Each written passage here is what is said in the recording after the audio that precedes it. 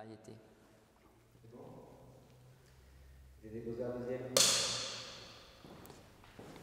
Alors Jean-Pierre, je ne sais pas si c'était simplement lié à l'installation Les 4 piliers du ciel, mais j'ai écrit un texte qui va être publié sur ton travail et je me suis particulièrement intéressé à la question du chamanisme. Et ce chamanisme qui est d'une certaine manière extrêmement important pour toi, d'ailleurs de même que l'univers de la transe, sur lequel tu reviendras probablement. Alors ce chamanisme, je vais résumer très brièvement.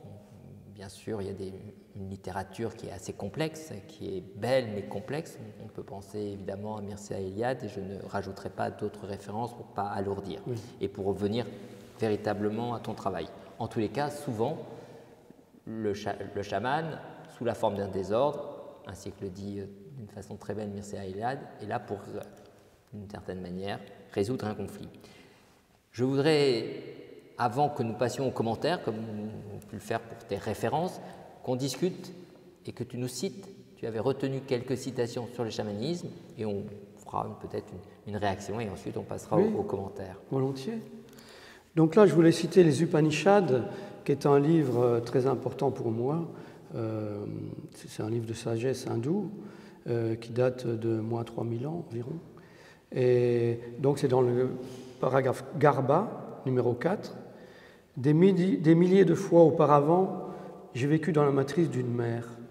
J'ai pris plaisir à une grande variété de nourriture et je fus allaité à tant de seins maternels. Je naissais et mourais de nouveau et continuellement, je renaissais une nouvelle fois.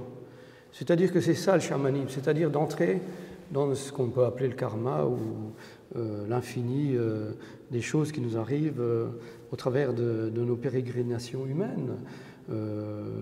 Et puis,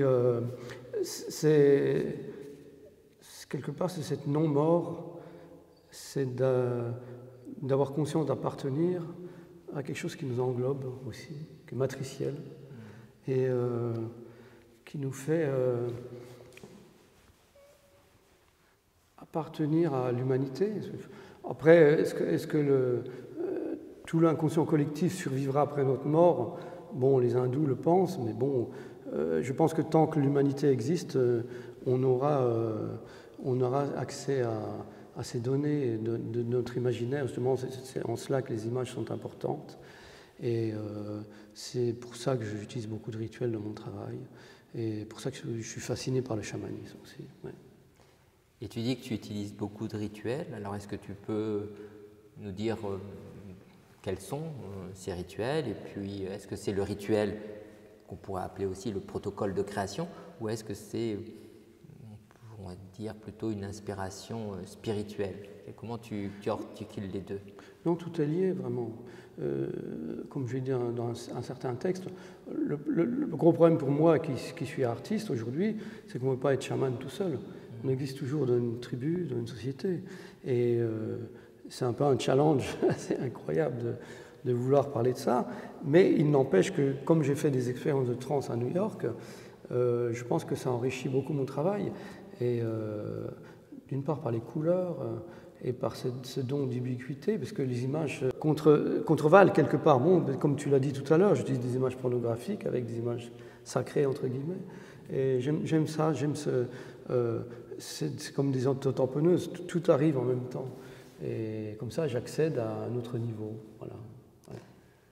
Alors à Paris, il y a quelque temps, il y avait eu au Quai Branly les Maîtres du désordre, qui était une exposition sur la relation entre chamanisme et art contemporain. Et effectivement, on pouvait retrouver de nombreux aspects qui peuvent t'intéresser. Et justement, un terme que j'aimerais bien qu'on retienne, parce que je pense qu'il est éclairant par rapport à ton travail, comme on parlait de danse tout à l'heure, c'est cette idée de circulation. Cette idée de circulation presque libre et en tous les cas sous le mode presque de l'association libre entre les images et pourtant dans un univers cohérent, mais aussi parce que le chaman détient un savoir. Est-ce vrai, est-ce faux? C'est pas ça qui est important. En tous les cas, il n'est pas important d'y répondre maintenant, puis peu importe. Mais en tous les cas, un savoir ou des savoirs et une capacité à mettre les images entre elles. Tu as choisi un certain nombre de photos et j'aimerais qu'on discute de ces photos et que tu nous dises un peu pourquoi tu les as choisies, d'où elles viennent, ce qu'elles représentent, évidemment. Oui. Eh bien là, je pense que c'est dans le nord, sans doute chez les Inuits, et on voit deux chamans qui sont en transe, et chaque fois qu'on voit l'image d'un chaman, il porte toujours un masque sur lui. C'est-à-dire qu'il faut savoir que quand on entre en transe, on rencontre pratiquement systématiquement ce qu'on appelle un animal spirit, c'est-à-dire un guide spirituel. Donc là, les deux chamans se transforment en morses. Souvent, ils se transforment en aigles et ils portent sur eux des habits qui viennent sans doute du morse, celui-là peut-être des hermines. Le rapport, ce qui est intéressant par ailleurs dans le chamanisme, c'est ce rapport induit avec la nature. Ils font partie de la nature, ils ne sont pas comme nous, hors nature, hors sol. Et pour eux, toute cette connexion est super importante, parce qu'ils n'existeraient pas sans la nature. Et c'est ça qu'on a perdu. Et c'est un peu, dans mon travail, j'essaie de redire un peu cela. Il faut, et puis là, on voit les chants chamaniques avec tambours, et c'est très impressionnant, bien sûr, de voir les trans. Moi, j'en ai jamais vu, mais j'en ai fait. Donc bon, déjà d'entrer en transe, c'est vraiment, c'est une expérience que l'on peut peut-être vivre dans la naissance ou dans la mort, ou dans la sexualité. Bon, il faut que ça se passe très très bien, quoi. Ouais. Et là, on voit par exemple cette chamane, je pense que c'est en Sibérie, et donc elle a son tambour, elle est sur un totem, et les chamans sont des gens qui prennent des risques. J'ai monté sur son pôle comme ça et aller chanter aux esprits, et comme ils sont protégés par les esprits, ils peuvent prendre tous les risques qu'ils veulent. Ils sont toujours confrontés à la mort, à la maladie. Ce sont vraiment des gens très courageux. Ils ont une force incroyable. Bon, je ne pense pas qu'en Europe, il y a encore des chamans. Avant, il y avait les druides, et les gens qui ont peint Lascaux, sans doute, avaient des capacités hallucinogènes, parce que pour aller peindre la scène du puits de Lascaux, par exemple, il fallait en vouloir, quoi. Ouais, ouais. Ces images sont très belles. Et puis là, on voit les quatre piliers du ciel, mais elle est dans le ciel, si tu veux. Elle voyage dans le cosmos. Et alors, il y a aussi, je pense qu'elle manipule un tambour, voilà, qui est un élément important du chamanisme. Hein. C'est un des attributs principaux du chamanisme, de même qu'on a parlé du pilier, du même que le masque, ou encore d'autres attributs qu'on pourrait citer. Oui. Mais parce que je te coupe, parce que justement, les séances de chamanique que j'ai fait à New York, ma psychologue avait le tambour, justement. Je pense que c'est pour faire entrer le corps d'un rythme différent. Peut-être que les battements du cœur se calment, on ne sait pas. Ils font maintenant des électroencéphalogrammes pour voir ce qui se passe dans les trans. Bon, ils trouvent des choses assez étonnantes. Bon, tant mieux, je pense qu'on peut accéder aussi en méditation. Mais c'est vraiment un état d'extase, comme ça. Oui. Et comment, finalement, mais peut-être que je ne te connais pas assez bien, mais comment finalement on peut lier, parce que le chamanisme, il y a une porte à la fois on est choisi, on a un message, il y a une forme de dépossession aussi. À un moment donné, comment c'est conciliable avec ton univers qui est pourtant, je trouve, quelque chose de très structuré, on voit dans les photos ou dans les reportages sur ton atelier, il y a quelque chose qui ne laisse pas la place à, je ne vais pas dire au hasard, mais le protocole est particulièrement maîtrisé. Alors comment ça intervient? Est-ce que ça intervient, le chamanisme j'entends, comme des motifs, ou est-ce que ça intervient sans d'inconscient qui pourrait comme ça nimber ou nourrir l'iconographie? Non, je connais le désordre et je sais que pour ma production d'artiste, il faut que je travaille dans l'ordre absolu. Oui, ça c'est impératif. Sinon, je n'existerai pas. C'est comme les moines ou les chamans qui vont à l'école chamanique pendant 20 ans chez les Kogi en Colombie.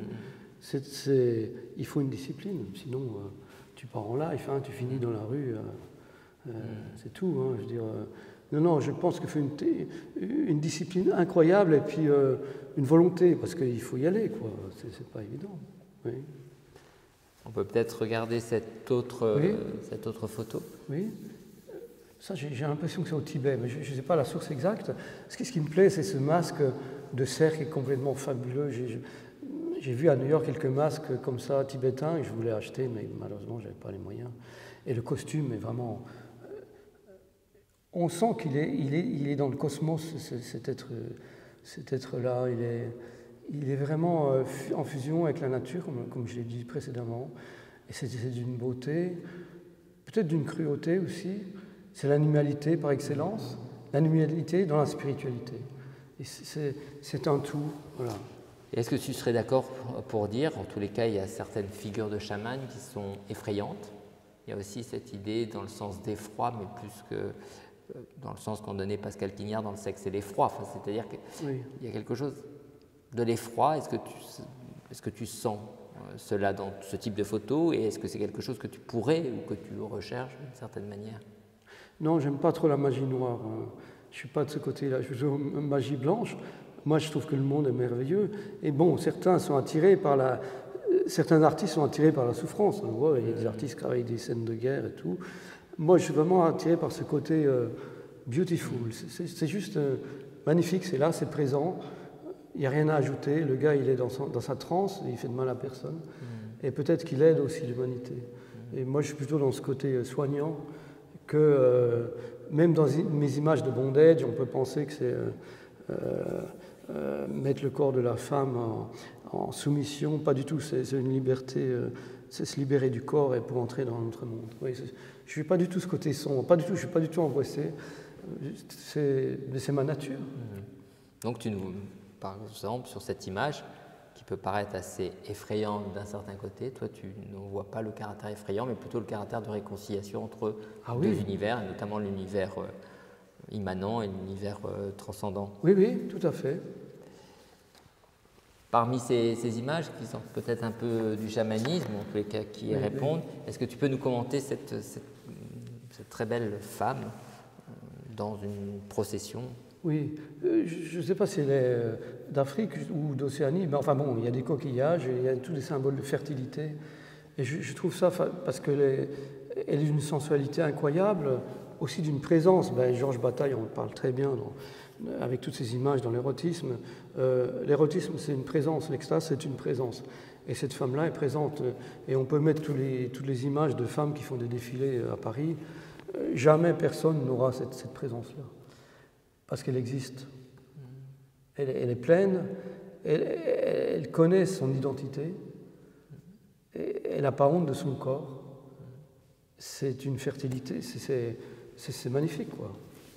Et en tous les cas, moi ce que je vois dans cette image, c'est qu'on a l'impression qu'elle détient, je ne sais pas si c'est un pouvoir, certainement pas, mais un savoir que nous on ne détient pas. Plurimillénaire. Oui, et c'est ça qui est assez beau, c'est qu'elle rend encore vivant ce savoir qui, normalement, avait toutes les chances, non pas tant de disparaître, mais de mourir. De mourir, oui.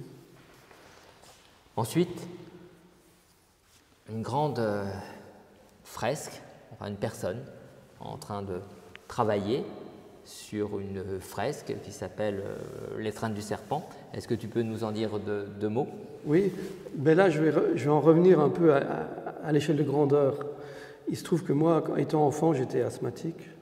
Et je vais citer une phrase d'Antonin Artaud qui dit « Qui n'a pas souffert dans l'essence de son être ignore la difficulté de la vie, car il ne suffit pas d'apprendre à penser, il faut d'abord être. » C'est-à-dire que cet homme-là, il est.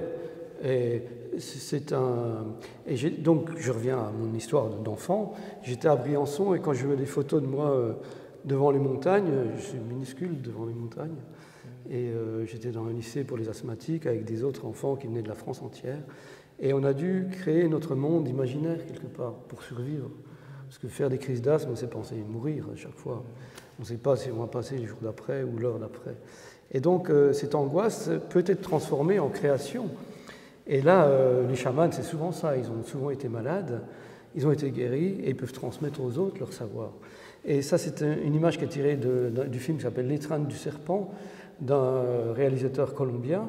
J'ai vu passer sur Arte, que je ne connaissais pas du tout, et j'ai fait une capture d'écran sur ce grand mur. Et cette réalité, on voit ce petit homme qui fait sa fresque gigantesque sur le grand mur.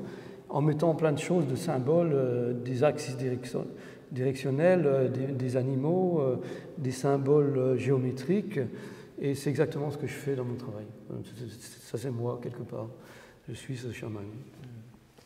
Puis pour réagir de mon côté, moi je pense beaucoup à ce rituel du serpent, qui est un texte et une conférence de Warburg, justement, sur cette façon dont il met en circulation différents rituels autour du serpent, et ces rituels qui, à chaque fois, sont là, toujours, pour exorciser une peur et liés aussi à la fertilité. C'est-à-dire que la théorie de Warburg, c'est que le serpent permet à la fois la peur, mais aussi son antidote. Et c'est ce qu'il a voulu montrer, et c'est ce que je sens en tous les cas dans cette fresque immense, et effectivement qui réagit et qui rebondit sur les 4 piliers du ciel.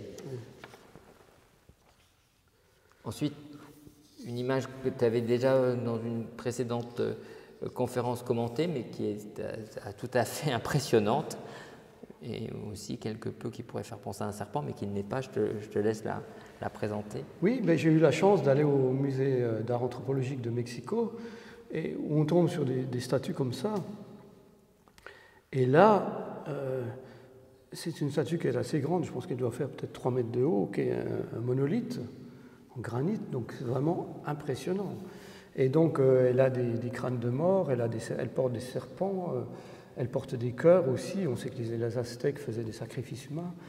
Et donc, c'est vraiment la déesse mère qui régénère le monde par excellence. Du côté de la beauté, on peut dire qu'elle est laide comme un pou, mais elle est magnifique parce que c'est l'énergie vitale, si tu veux.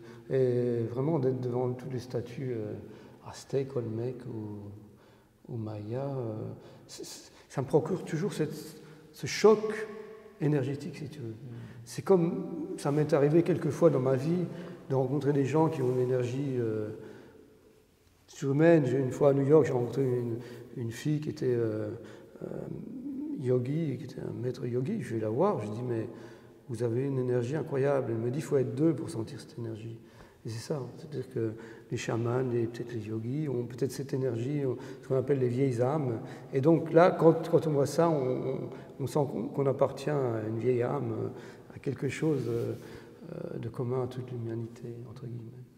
Est-ce que ça veut dire aussi que pour créer l'énergie qu'on sent dans ton installation, dans tes installations, mais particulièrement celles qu'on présente actuellement au Musée des Beaux-Arts et d'Archéologie, il faut être 2? Est-ce que toi, tu perçois cette énergie, et est-ce que cette énergie, elle est consciente à la fois quand tu réalises la pièce et quand tu la présentes? Est-ce que tu la présentes aussi, pas simplement parce que c'est ton but d'être un artiste, c'est d'être présenté, mais c'est aussi d'activer quelque chose? Est-ce qu'on peut dire que la pièce, de la même manière qu'il y a un rituel, est-ce qu'on peut dire que la pièce est activée par la relation que le visiteur pourrait avoir, et quel serait le bénéfice de cela? C'est compliqué, parce qu'il y a tout le rapport au spectateur devant l'œuvre d'art. Est-ce que le spectateur doit être initié pour ressentir l'énergie? Peut-être. Je m'aperçois que les seules personnes, comme mon amie Marie-Madeleine Varret, qui rentrent dans mon travail vraiment de manière fusionnelle, sont des gens qui ont eu une révélation cosmique quelque part. Donc après, il faut... Oui, le rapport à l'œuvre est compliqué, mais je n'ai pas conscience de cette énergie. Je fais les choses comme ça, parce que peut-être c'est un don, ou peut-être j'ai appris tellement de choses, j'ai rencontré tellement de gens intéressants que c'est fluide, quoi, ça passe comme ça. Et peut-être qu'après, ça s'arrêtera, on ne sait pas, peu importe. Mais pour que les gens ressentent cette énergie, comme je te dis, il faut une initiation, il faut vraiment que quelque chose leur soit arrivé, je pense. Un déclic. Je pense que le gars qui vit à Besançon, qui a été à l'école à Besançon, si une fois il n'a pas trébuché, il y a peu de chances de rentrer dans le travail, mais peu importe. Peut-être qu'il peut aimer les couleurs, autre chose, peu importe. C'est pas très important. En tout cas, ça serait une belle chose, parce que c'est un peu ce qu'on essaye de faire dans les musées, de mettre en relation un public et lui rappeler que quelque chose est arrivé, ou quelque chose a pu arriver. Et cette idée de trébuchement, moi, je trouve qu'elle est très belle, parce que c'est à partir de ce trébuchement qu'on finalement on crée une relation à l'œuvre parce que c'est notre but. Et on va conclure cette deuxième partie d'entretien avec cette photo un peu effrayante, je dois bien le dire, mais toi tu ne la vois pas comme effrayante alors? Mais non, au contraire, parce qu'en fait ce sont deux asthmates.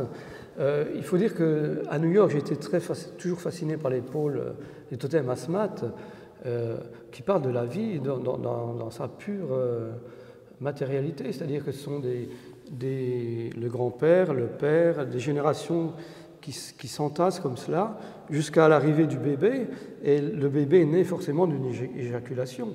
Je trouve que c'est quand même plus intéressant de montrer ça que de ne rien montrer dans les musées. Bon. Et là, on voit deux asthmates, deux copains asthmates, et ils se trimballent avec leurs ancêtres à la ceinture. Et pour eux, la mort n'est pas du tout un problème métaphysique, c'est un problème quotidien, c'est-à-dire qu'ils étaient proches de leurs ancêtres, ils les portent comme totem, parce qu'ils les ont aidés, ils sont en vie, donc ils leur rendent hommage à cette vie. Et je trouve qu'en France, en Occident, on n'a plus aucune reconnaissance vis-à-vis de nos ancêtres, on les traite comme des chiens. C'est absolument incroyable. Moi, j'ai perdu mon papa il n'y a pas longtemps, mon grand-père, et j'ai ma maman qui est encore en vie, mais je lui suis sans arrêt reconnaissant de m'avoir mis au monde et d'avoir passé tellement de temps avec moi. Parce que, tu sais, pour créer un artiste, c'est pas comme ça, tu vas être artiste. Il faut lire des centaines de livres, il faut aller voir des centaines de musées, il faut un peu d'argent. Et ces gens-là, on sent qu'ils ont été bien nourris.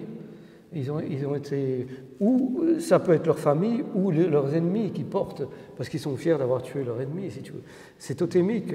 Et bon, ben nous, on n'a plus de totem, on n'a plus de connexion intra-humaine. Quelque part, notre lien se délite de plus en plus. Et ça, c'est ce qui me fait le plus peur. Et au fond de moi, c'est quelque chose qui me bouleverse. Ça me procure une grande émotion. Et quand je vois ça, mais ce sont eux qui ont raison. C'est pas nous, c'est pas l'Occident. En tous les cas, décrit ainsi, ça me permet de conclure peut-être sur cette idée que finalement, que ce soit chez les asthmates ou encore dans les 4 piliers du ciel, il y a quelque chose que je ressens, moi, très fondamentalement, c'est cette idée de protection.